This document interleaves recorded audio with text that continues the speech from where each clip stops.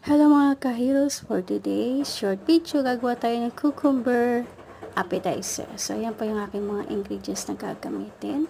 So, meron tayong rice vinegar na 200 ml na rice vinegar. Meron tayong 1/2 cup of water. So, ayan, meron din tayo 2 teaspoon of salt, 2 teaspoon of washed sugar, yung medyo brown po.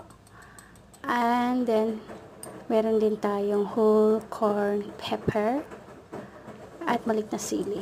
At syempre yung cucumber natin yung pinaka-large na po yan. So yung ginawa ko ay pinaghalo-halo ko muna para matimpla yung ating salt, sugar, and pepper. And also naglagay din tayo ng garlic dyan at red onion and